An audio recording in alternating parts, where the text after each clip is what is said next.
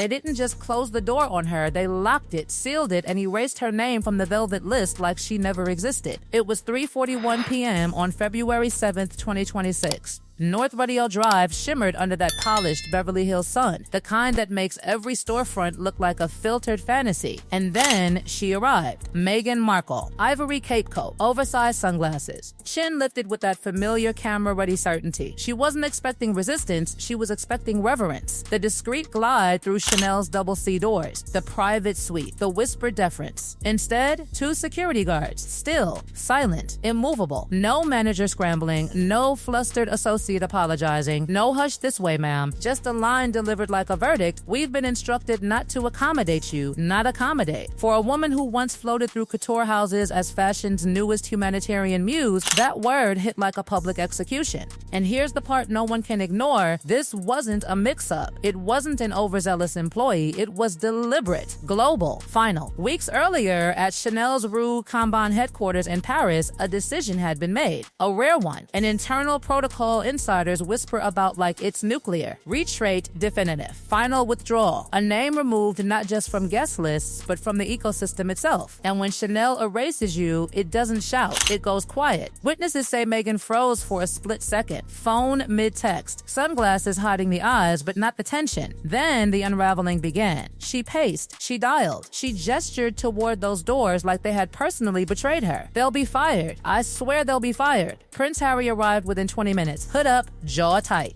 The look of a man who has seen the storm before. He spoke to security, a nod, a shake of the head, no exceptions. He turned to her and reportedly said, low and flat, let's go. She didn't. For 12 minutes, Rodeo Drive became a silent stage. Bystanders filming. 3 clips surfaced within the hour. One shows her pointing toward the entrance, lips forming the words, you don't know who I am. But here's what makes this explosive. Chanel had already blacklisted her from every boutique worldwide. No entry, no appointments, no product pulls, no events, nothing. And insiders say the reason wasn't just personality clashes, it was cumulative. A dossier compiled by Chanel's internal brand integrity unit. Allegations of leaked emails demanding co-creative credit. Testimonies describing her as manipulative, obsessive about controlling narrative. The fracture, they say, really started back in 2023. That was the year of the so-called mood board war. Meghan's team pitched a humanitarian capsule collaboration, Archewell x Chanel. The presentation allegedly included a slide titled Reimagine Chanel, From Exclusivity to Empathy, replacing the double C logo with an Archewell floral motif, naming handbags after royal women, one called Diana. When Chanel's team asked about permissions regarding Princess Diana's name, Meghan reportedly replied, I carry her legacy. I don't need a license to honor it. Paris did not appreciate that. Then came the leaked mood board, archival photos of Princess Diana in Chanel suits, black and white overlays of Meghan styled similarly, a slide titled From Grief to Glamour.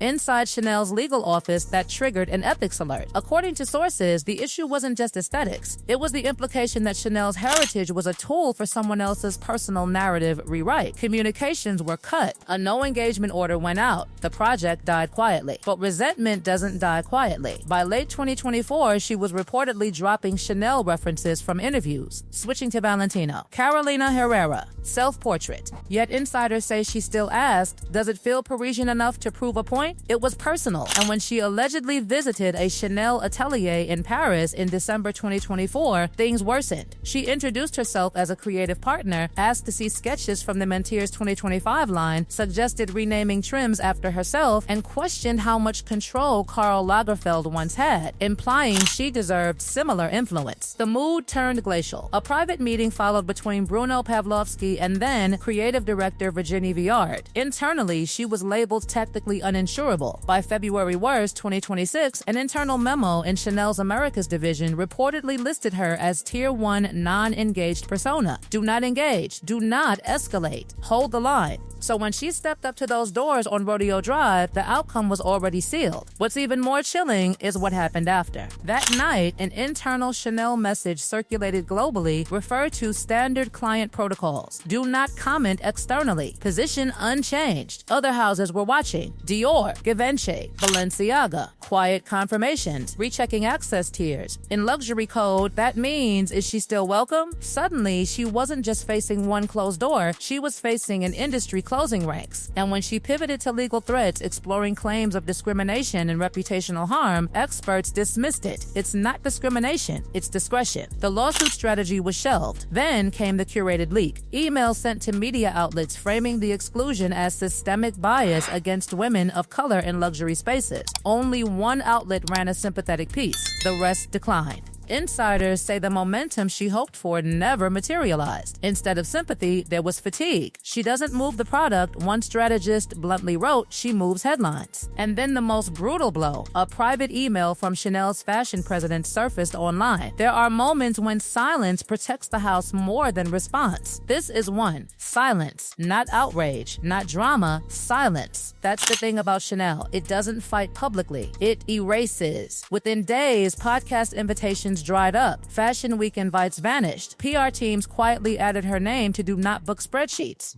12 minutes on Rodeo Drive. That's all it took for the world to see what had already been decided in Paris months before. The doors didn't slam, they stayed closed. And in high fashion, that's louder than any scream. If the first shock was the locked doors, the second was colder. The realization that Paris had already turned its back. Because what happened on Rodeo Drive didn't stay on Rodeo Drive. Within 48 hours, whispers hardened into directives.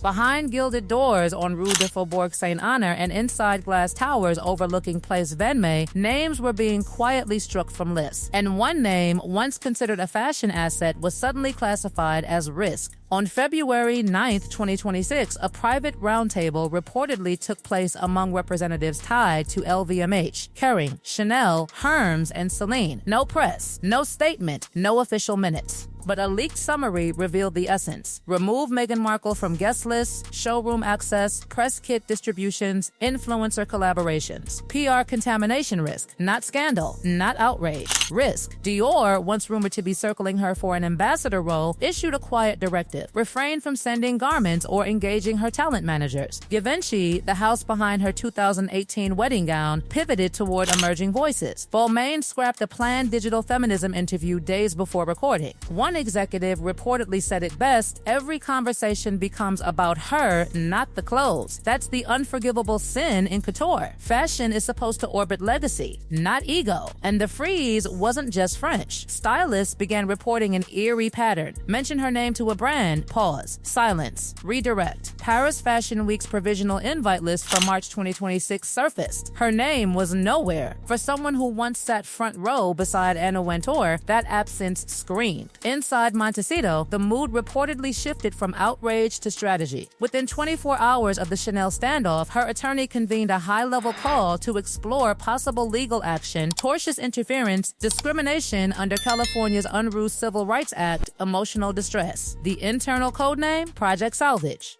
Legal analysts were blunt. No precedent for forcing a private fashion house to maintain a relationship. It's not discrimination, it's discretion. By February 10, the lawsuit path was shelved, but silence wasn't her style. At 11:17 a.m. on February 9, an internal email reportedly went out to over 40 media contacts. Subject line, an ongoing pattern. Women of color in luxury spaces. Chanel wasn't named directly, but the implication hung heavy. Only one outlet ran a sympathetic op-ed. The rest declined. Inside her own team, cracks began to show. A staffer later described panic. Throw everything at the wall. Pitch the humanitarian angle harder. Use the Diana reference if needed. But here's what changed. The public wasn't reacting the way it once did. Instead of sympathy, there was fatigue. A strategist in New York posted in a Slack thread, she doesn't move the product, she moves headlines. Then came the email that crystallized it all. Dated January 28, 2026. Allegedly written by Bruno Pavlovsky. There are moments when silence protects the house more than response.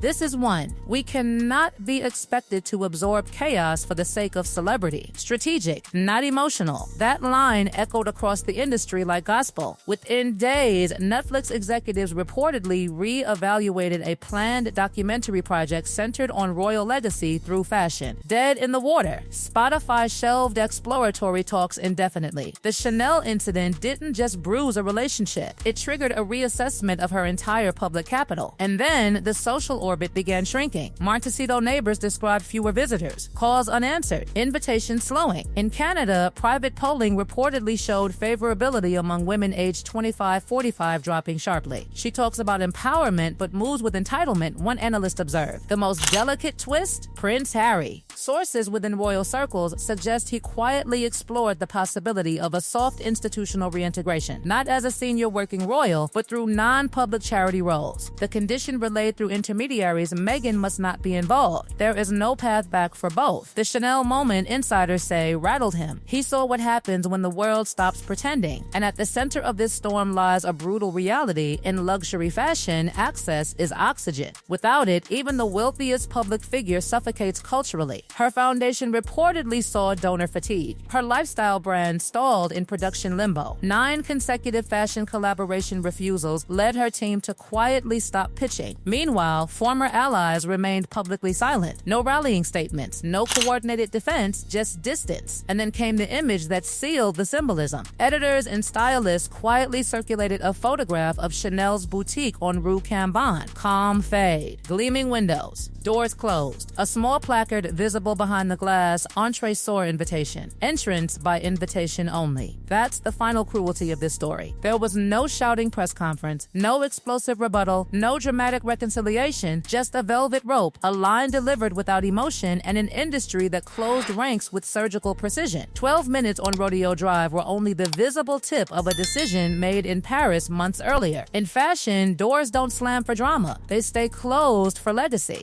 And when your name disappears from the list at this level, there is no email strong enough, no headline loud enough, no reinvention bold enough to force it back. The silence is the verdict. And this time, the silence was absolute. Silence was absolute. Silence was absolute. Silence.